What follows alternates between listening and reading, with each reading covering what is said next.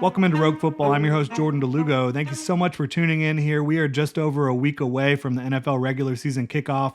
The Lions and the Chiefs will be doing battle to kick off the 2023 regular season. I can't wait for it. But as we lead up to this regular season kickoff, as we inch closer and closer, we're going to be going through some of the top teams in my estimation that have a legitimate chance to win the Super Bowl, talking a little bit more about them. We'll start here today with the Cincinnati Bengals.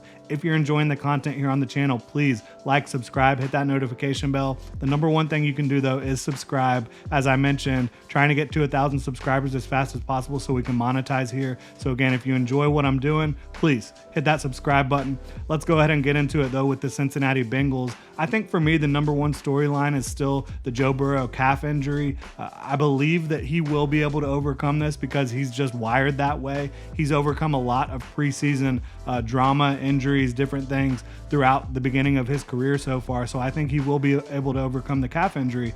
But that is a big assumption because calf injuries, they can linger.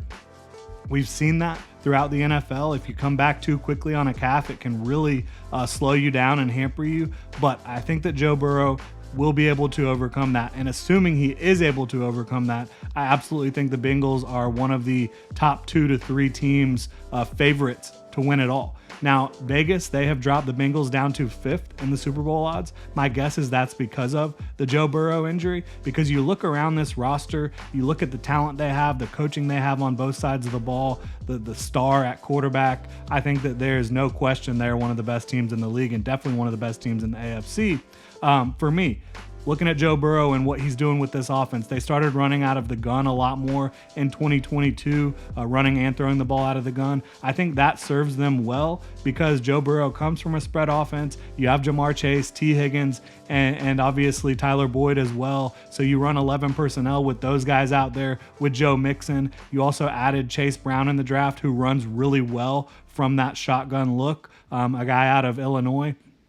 And then I think Chris Evans can operate in that world as well at running back for them. So I like all of what they have at wide receiver and running back. They also added Andre Yoshivas in the draft here, a guy that has an immense amount of talent and athleticism within him, was a little bit raw, according to a lot of guys coming out, according to me as well. I think there was some things he needed to work on. But if you get him in a very specific role early on, I think that they can use him as well as kind of an X factor, a guy that, well, if we're doubling Jamar Chase, we're worrying about T. Higgins and Tyler Boyd, maybe you can get Andre open and get him the ball in space and let him do work with his athleticism and overall talent. So I like adding him to the mix as well. They have an improved offensive line. You obviously added Orlando Brown. You kick your left tackle over to right tackle, and now La'el Collins, a swing tackle. I think they've got what it takes up front. And especially with Joe Burrow, he's able to get the ball out so quickly. I don't think it's going to be a major issue for the Cincinnati Bengals on the offensive line this year. And the play calling, it's not rocket science. It's not one of the more complex offensive systems in the league. You know, Zach Brown, their head coach, running the show there, but they have incredible talent and they know how to use that talent. They're doing it at an extremely high level. So while they are not a complex offense, I think their talent and the usage of that talent kind of overcomes that in a big way. But if they find a team in the playoffs that is able to run some complex defenses, is able to figure out what the Bengals like to do a little bit, not figure it out, but figure out how to stop it a little bit, then they could hit a wall because they don't have a ton of checks, a ton of fluidity in their offense overall, in my opinion. So I think that could be a potential issue. But when you have the talent that they have, when you have Joe Burrow, who's a maestro back there, and all the receivers he can throw the football to, I think you're going to be just fine much more often than not. But again, when you're talking about winning the Super Bowl, is there a team that they could face in the playoffs that could kind of slow them down a bit? I think the answer is probably yes.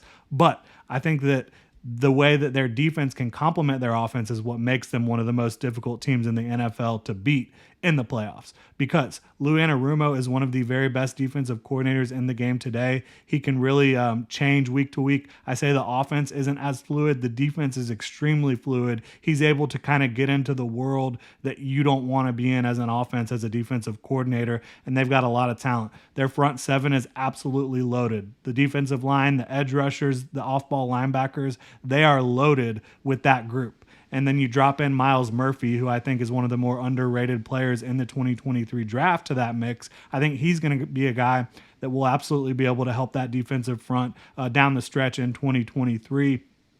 The real question here, beyond the front seven, because you don't have many questions there. They have physical corners outside as well. I think you love Cam Taylor-Britt, some of what they've got going on. They lost their top two safeties to free agency, Jesse Bates and Von Bell. Now, I believe that they were prepared for their departure, right? They were prepared by adding Dax Hill in the draft last year out of Michigan, who's a supreme talent, can play some slot for you, can play some safety for you, free safety.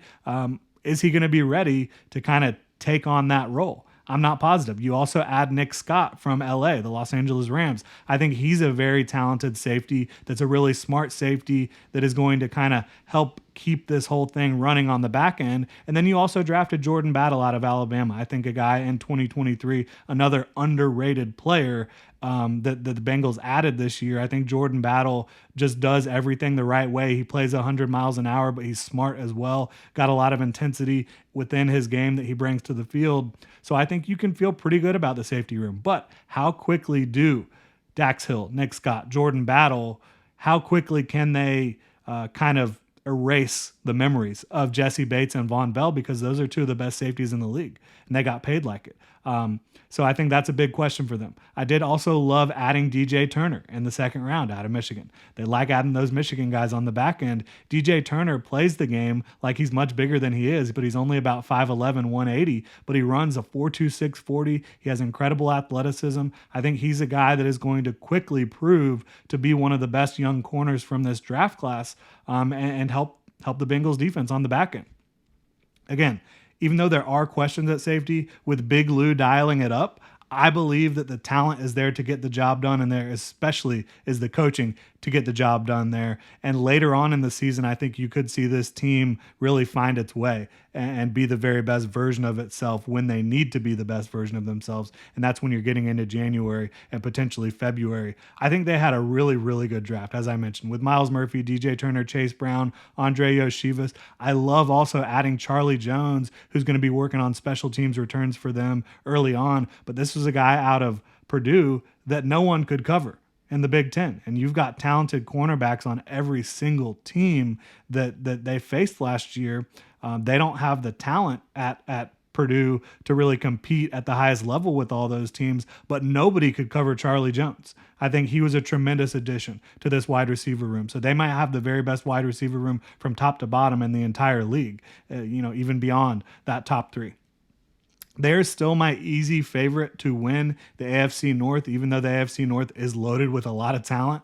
But I just think that the Bengals are too talented, too well coached. They have the quarterback, they have the receivers, they have the defense to get the job done. I expect them to win 12 to 14 games and be a top 2 to 3 seed in the AFC, maybe even the top seed. And depending on how things shake out with injury luck, with how these new pieces on the defensive side of the ball work, I think that they could be the AFC representative to make the Super Bowl. And if you're able to make the Super Bowl, anything can happen. They've been really close the last couple years. If I was a Bengals fan, I'd be absolutely fired up about the chances of them bringing home a Lombardi trophy in 2023. That'll do it, though. Thank you so much for tuning in. Really appreciate your support. If you want to support the channel further, please like and subscribe. Subscribing is the biggest thing you can do. Help us get to 1,000 subscribers so we can monetize the channel here. But again, thank you all so much. Have a good one.